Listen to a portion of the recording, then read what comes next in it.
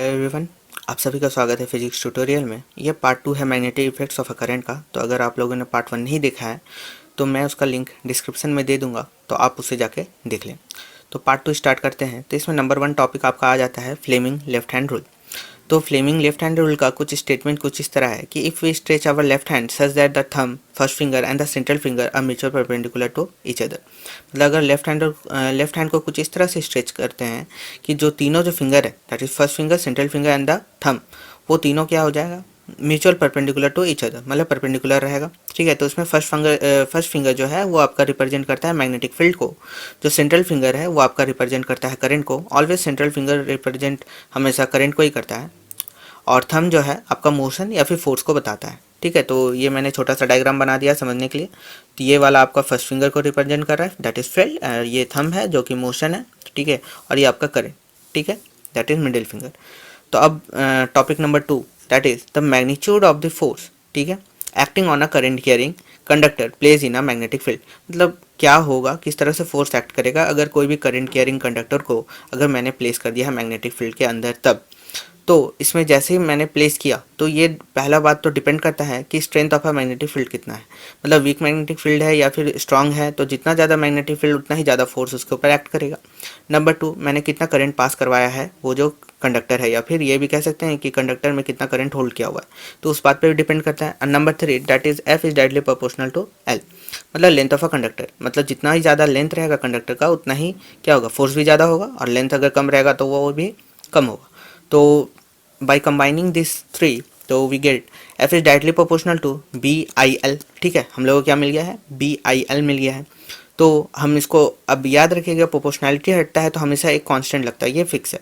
तो F is equal to के, यहाँ पे कोई भी कांस्टेंट मान सकते हैं, के मान लिया है तो के BIL। ठीक है। तो अगर के का वैल्यू अगर 1 मान लेते हैं तो we can write F is equal to BIL। ठीक है। तो यहाँ पे हम लोग बी के रिस्पेक्टिव में बी को सब्जेक्ट बना के क्या लिख सकते हैं, F by I into L. तो अगर आई भी 1 यूनिट हो गया, ठीक है, स्टैंडर्ड ले रहे हैं तो 1 यूनिट हो जाएगा, लेंथ भी क्या हो जाएगा 1 यूनिट हो गया, तो हम लोग लिख सकते हैं कि जो मैग्नेटिक फील्ड है आपका वो डायरेक्टली इक्वल टू कितना हो जाएगा, एफ के इक्वल हो जाएगा। ठीक है। तो ये जो मैग्नेटिक फील्ड बन रहा है वो डिफाइन किया जाता है यहाँ पे कि as the force acting per unit current, ठीक है, per unit current per unit length of a conductor place perpendicular to the direction of the magnetic field. मतलब आपका जो मैग्नेटिक फील्ड है, ठीक है, आपका जो मैग्नेटिक फील्ड रहेगा उसके परपेंडिकुलर अगर हम लोग प्लेस कर देते हैं जहाँ के पर यूनिट करंट हो, पर यूनिट लेंथ हो, सारे स्टैंडर्ड वैल्यू है, तो इसी चीज़ को हम लोग मैग्नेटिक फील्ड कहते हैं। अब ऐसा यूनिट जो मैग्नेटिक फील्ड का रहता है तो वो टेस्ला होता है, दैट इज टी। ठीक है। तो ये साइंटिस्ट है निकोला टेस्ला, तो वहाँ से ही ये टेस्ला आया है। Now next topic is force acting on a moving charge in a magnetic field. मतलब अगर जैसे अभी हम लोगों ने एक कंडक्टर को प्लेस किया था मैग्नेटिक फील्ड में, अगर उसी में अगर मान लेते हैं कोई एक चार्ज जो है मूव कर रहा है मैग्नेटिक फील्ड में, तो वो किस किस बात पे डिपेंड करता है। तो अगेन वही जो है, क्योंकि एक्चुअल में तो सारा इलेक्ट्रॉनिक फ्लो कर रहा है मैग्नेटिक फील्ड में, तो F is equal to B I L हम लोग तो जानते हैं पहले से, और we can write F is equal to B I is equal to Q by T, जानते हैं इलेक्ट्रिसिटी से। ठीक है। तो वो मैंने यहाँ पे पुट कर दिया है इंटू एल। तो ये जो है L by L, that is length per unit जो भी टाइम है आपका, तो वो आपको वेलोसिटी के बारे में बताएगा, जो कि किसका है, इलेक्ट्रॉन का। जैसे मैंने बताया है कि सारा तो इलेक्ट्रॉन ही मूव कर रहा है। तो we can write F is equal to B Q, that is charge, and V is the velocity of the moving particle. ठीक है। If the charge particle move with the velocity v, velocity having the charge q at an angle theta. अब क्या है कि अगर XY plane पे अगर हम देख रहे हैं तो यहाँ पे अगर कोई भी थीटा मान रहा है, ठीक है, तो ये कुछ एंगल बना रहा है। ठीक है। तो ये जो थीटा है उसको यहाँ पे लिखा गया है F इजिकल टू क्यू भी बी साइन थीटा। ठीक है। तो ये जो एंगल लिया जाता है वो साइन थीटा लिया जाता है। Now next is electromagnetic induction. हाँ, कोई भी डाउट होगा तो आप पूछ सकते हैं कमेंट सेक्शन में, कोई प्रॉब्लम नहीं है।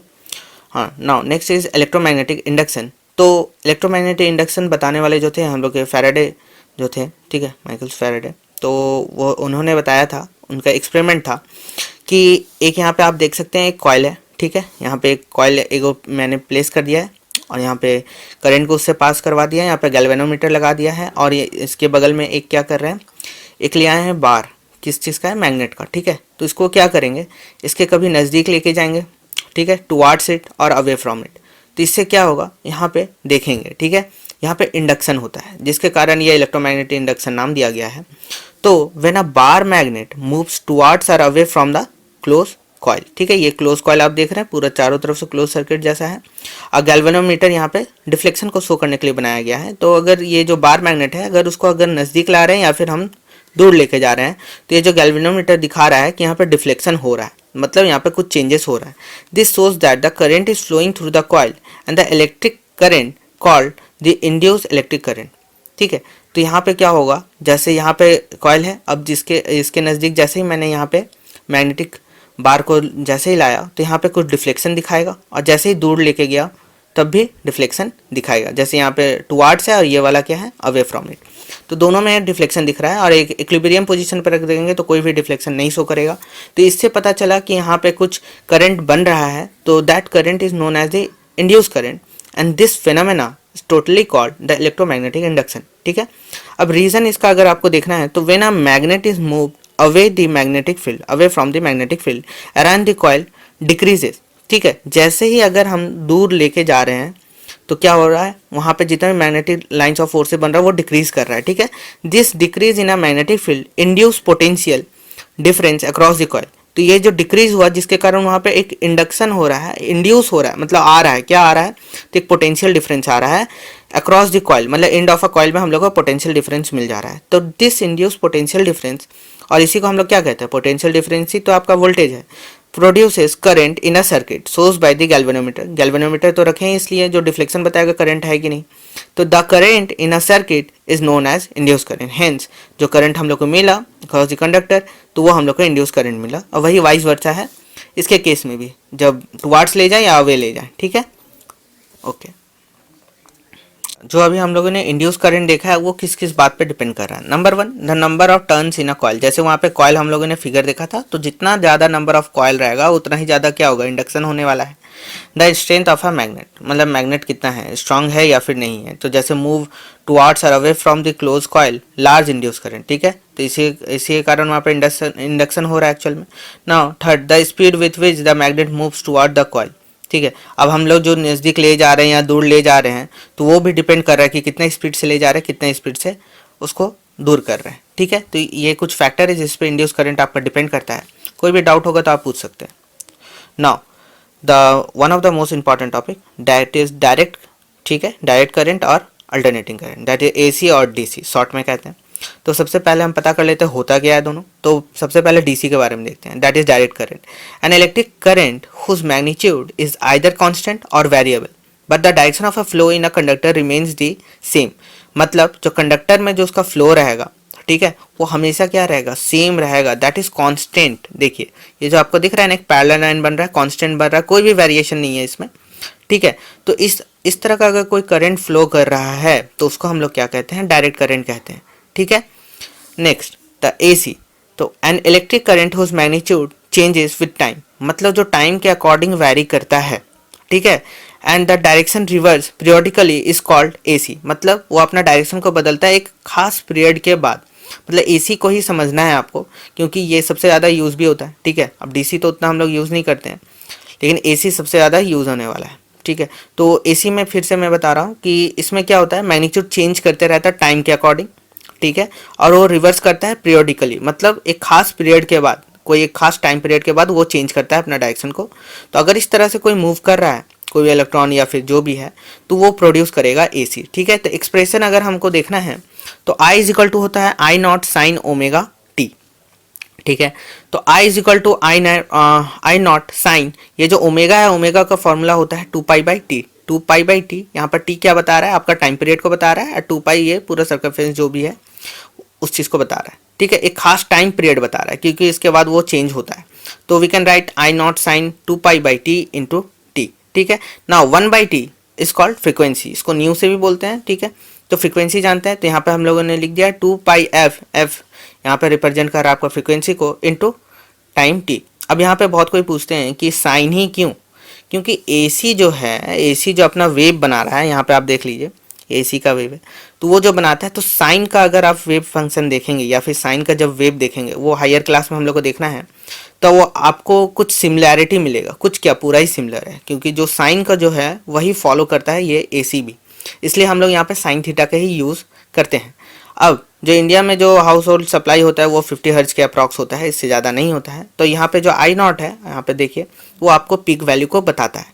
ठीक है, तो कोई भी डाउट होगा तो आप पूछ सकते हैं। ओके, तो ये क्वेश्चन रेगुलरली पूछा जाता है, the difference between the direct and alternating current. जो डायरेक्ट करंट रहता है जो हल्का हाई कॉस्ट मेंटेनिंग रहता है, अल्टरनेटिंग करंट जो रहता है वो लो कॉस्ट मेंटेनिंग रहता है। ठीक है, जैसे हम लोग घर में इन्वर्टर ये सब जितना भी पर्सनल इक्विपमेंट्स यूज़ करते हैं वो सब हल्का कुछ हाई कॉस्ट रहता है as compare to alternating current जो हम लोग को बाहर से मिल जाता है, जो कि हल्का लो कॉस्ट रहता है।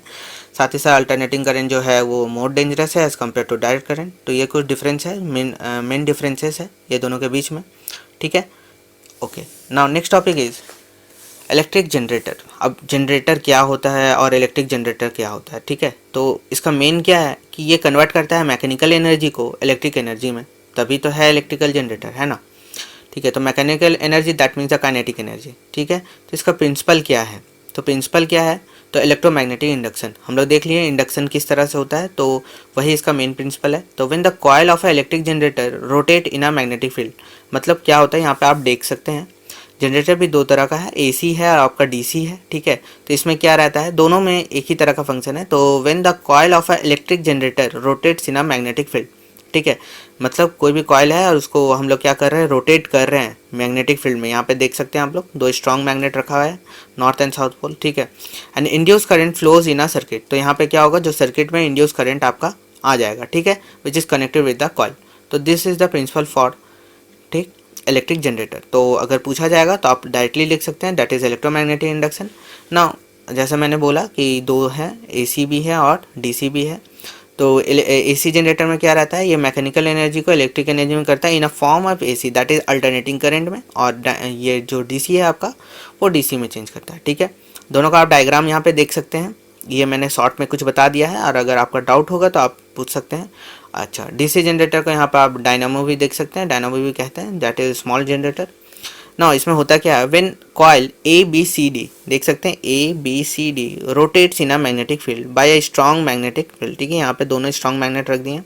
It cuts magnetic lines by changing the magnetic field. अब क्या होता है, हाफ ये घूमता है, हाफ सेल्फ ये घूमता है। तो यहाँ पे डॉटेड लाइन है, आप देख सकते हैं, देखिए डॉटेड लाइन है। तो वो क्या करता है, हाफ में दोनों को अलग अलग कर देता है। तो इसके कारण क्या होता है, वहाँ पे इंडक्शन होता है, दैट इज़ इंड्यूस करंट को प्रोड्यूस किया जाता है।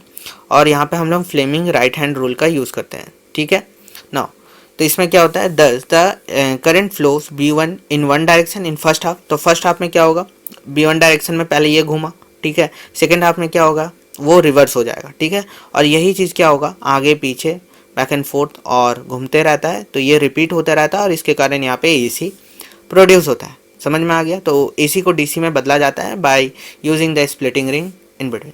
ओके, नाउ लास्ट टॉपिक है आपका डोमेस्टिक इलेक्ट्रिक सर्किट। जो हम लोग का घर में इलेक्ट्रिक सर्किट रहता है वो किस तरह से आता है, ठीक है, हम लोग कितना पावर का आता है, ये सब कुछ। तो यहाँ पे क्या रहता है, हम लोग को पहले जानना पड़ेगा, जैसे हम लोग बोलते हैं पॉजिटिव है और नेगेटिव है।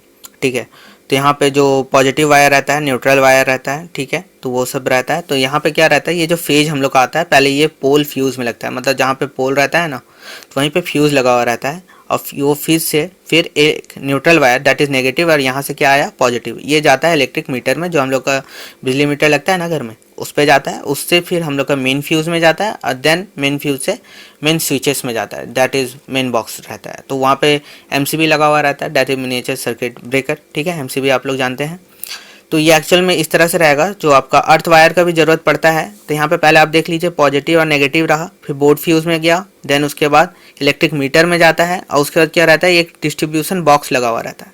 ठीक है, जिसमें तरह तरह का जितना भी हम लोग फेज ले रहे हैं, दैट इज़ वायर जो हम लोग ले रहे हैं पॉजिटिव नेगेटिव, ये सब सारा इसमें आके कनेक्ट हो जाता है। उसके बाद ये डिस्ट्रीब्यूशन बॉक्स में जाता है, और इसमें हम लोग साथ ही साथ क्या करते हैं, अर्थ वायर को भी ज्वाइंट किया जाता है। ये क्वेश्चन बहुत ज़्यादा पूछा जाता है, अर्थिंग क्या होता है या फिर अर्थ वायर क्या होता है। तो मान लेते हैं कि घर में जो हम लोग अप्लाइंसेस लगाते हैं, ठीक है, चाहे वो रेफ्रिजरेटर हो, इस तरह का कितना भी हो, तो क्या होता है, कभी कभी नेचुरल अबेंडेंस जब होता है और वहाँ पे बिजली जब गिरती है, तो वो सब क्या होता है, तो ये फ्यूज़ आपको बचाता है।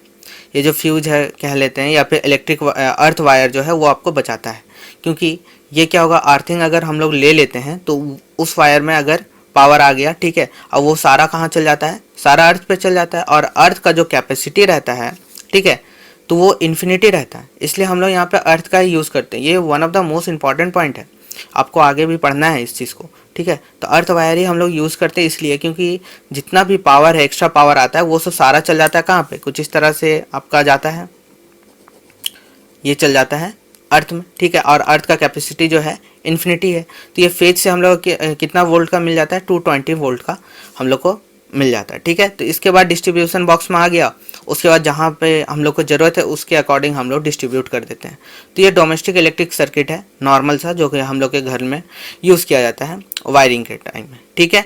अच्छा, यहाँ पे जो पॉजिटिव रहता है वो हम एक्चुअल में रेड रहता है, ठीक है, मेनली तो यही रहता है। और जो नेगेटिव रहता है या न्यूट्रल वायर जो भी है वो ब्लैक या फिर ब्लू रहता है। यहाँ पे एक क्वेश्चन भी बहुत ज़्यादा पूछा जाता है, शॉर्ट सर्किट क्यों होता है, ठीक है। तो जो भी कभी भी live wire that is positive और नेगेटिव, जो भी आपका न्यूट्रल वायर है, वो अगर दोनों टच करता है एक दूसरे से, तो वहाँ पे क्या होगा, लार्ज अमाउंट ऑफ हीट, मतलब यहाँ पे मान लेते हैं कि दोनों एक दूसरे से, ये दोनों वायर टच कर गया, ठीक है। तो ये दोनों वायर जैसे ही टच करेगा तो वहाँ पे large amount of heat produce होगा, और ये जो हीट है वही करस्पॉन्ड करता है किसके लिए, एक शॉर्ट सर्किट में, ठीक है। मतलब जो सर्किट है उसमें क्या हो जाता है, शॉर्ट हो जाता है। तो अगर पूछा जाएगा what do you mean by short circuit, तो जब भी लाइव वायर और जो न्यूट्रल वायर है टच करता है एक दूसरे से, तो वहाँ पे large amount of heat produce होता है, और ये जो हीट प्रोड्यूस होगा that effects the short circuit, okay. तो अगर ये चैप्टर में अगर आपको कहीं भी डाउट है तो आप पूछ सकते हैं, ठीक है। तो आप जल्द से जल्द ये चैनल को सब्सक्राइब कर दें, और देखने के लिए थैंक यू।